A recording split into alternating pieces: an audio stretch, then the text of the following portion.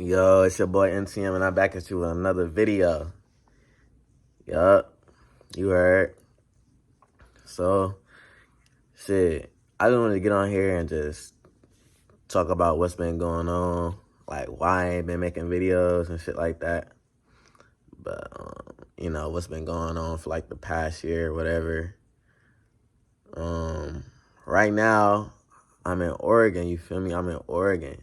And last year I was in Arizona, you feel me? Well, I was in LA, but before LA, I was in Arizona for a little bit, for like a year. But shit, I just got on here to say, you feel me, like your boy going through a lot of shit right now, and I feel like if I document it and I pull it through, that it might be able to help somebody else one day, not give up or whatever. So, and if I fail, I guess, or something, then not to do what I did. So, yeah.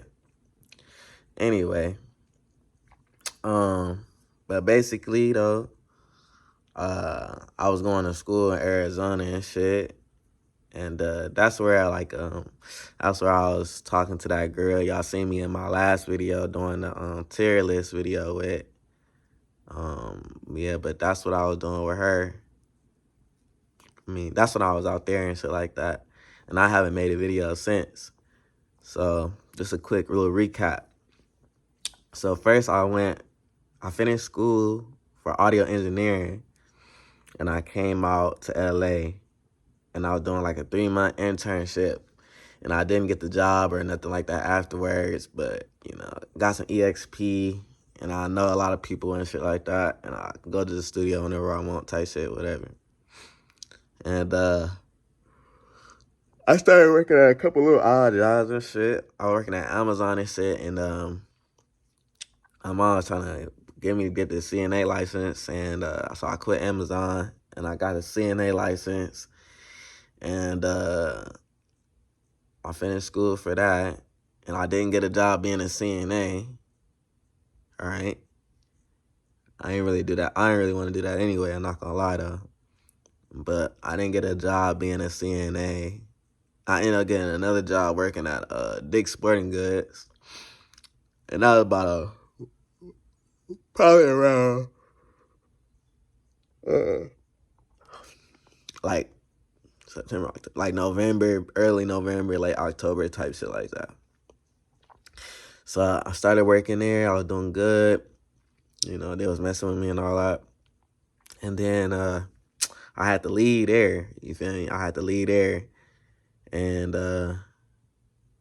move to Oregon, basically,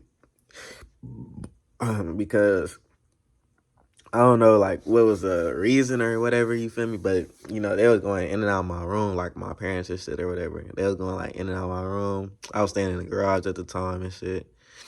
So they was, like, going in and out. And it's, like, a room in there, like, with a door and lock and all that. But they was going in and out of my shit every other day. And then, out of nowhere, they was just, like, we going on a trip somewhere. And I was like, where the fuck we going, right? And it just happened to be like some little storm or whatever. It was like a hurricane or some shit like that, or, so we was stuck in the house so we couldn't go. So I'm asking, I'm like, where are you going? Like, where y'all trying to take me? Blah, blah, blah. They not telling me. So I'm already expecting some shit. It was like, oh, it's going to be a surprise. Like, y'all bullshitting. So, what happened was we drove up there to Palmdale, California, and they had drove me to the Air Force recruitment office, right? And they tried to get me recruited to the Air Force. And the guy, the guy's giving me side eye because I'm not really saying shit. I'm not really saying shit while all this shit going on. I'm not really saying nothing. Like, they talking to him and, making small talk and all this other kind of nonsense. I'm hot at that point because it's just like, y'all brought me out here for this. It's crazy. So, after that, I did my thug thizzle or whatever. Didn't really say too much. And the guy was talking to me, and he was like, you want to take the fitness test and all the other kind of shit, and whatever. I grabbed me a Kool-Aid and shit. I was just chilling, and they was talking. I wasn't talking for real though. And they was talking to like other recruitments and ask them how they like it and shit like that. But I'm not like super stubborn. Like I would probably went or something if I got if something would have told me like, oh, this is a good idea or something like that. I would do that shit. But like everything in my soul is just telling me like, hell nah, like let's get the fuck out of here type shit. You feel me? Like, So and then the guy too, the thing that really like, sealed the deal for me, the guy that was at the recruitment office, he was like, if you really don't want to do it, you feel me? Like if this is not something that you want to do, you shouldn't sign up. Like you shouldn't be recruited. And I wish that somebody would have told me that when I started. That's what that nigga said. And when that nigga said that, it's like if the nigga that's been here 20 years saying, I wish somebody would have said I had other options before, you know. I just, and I don't, you feel me? I just like, fuck that. I'm not gonna do it. So I hit up my cousin or whatever. And like, I ain't been knowing her that long, but like, she just came out there to stay with us in LA. And it was like some crazy shit went on, like with my family and shit. It was just weird shit, whatever. But yeah, but she ended up still staying out there in LA.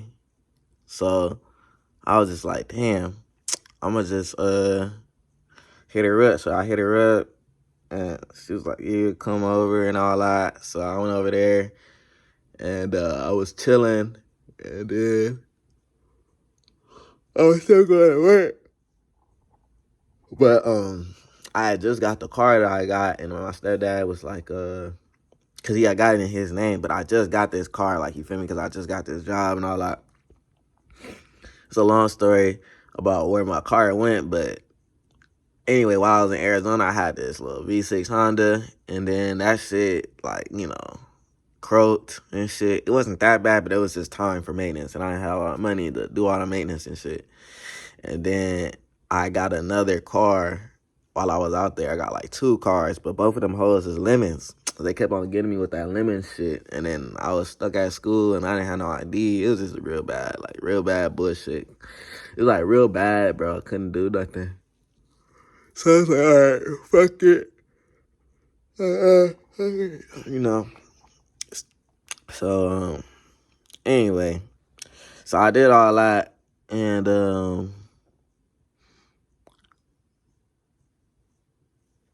excuse me.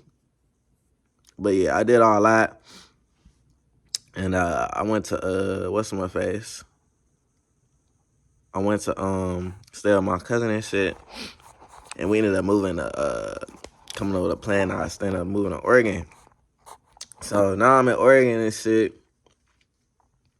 Now I'm in Oregon, and you feel me? I'm staying like with her sister and shit like that. But I'm finna get kicked out today.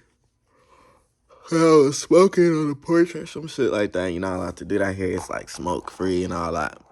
I'm a gangster though, so I only do good with rules and shit. Feel me? So that's another thing to learn from me. You feel me? Like, I guess, you feel me? If it work out, do what you want to do. But if it don't work out, probably got to follow the rules no matter what they is, But, my goal is to be like, no rules type shit. Because what the hell? Too grown for that shit. You following whatever somebody else telling me to do. But you got to do that sometimes, I guess. So it is what it is. But, yeah. So I moved out here to Oregon and all that. So I'm finna get kicked out over here. Probably finna go stay with somebody else real quick. Like they pops or some shit. It's my uncle anyway. And probably stay with my uncle or something. But it's still out here in Oregon though, you feel me? And get a job and all that other kind of shit like that. But yeah. That's basically the update, really. That's really what's going on for real. Whole bunch of crazy shit. But I think like what I'm gonna do is like from now on, I'm gonna get on here for like 10 minutes and say like what's going on. And shit. I don't know, bro. Hopefully it work out. Pray for me. MTM out, nigga.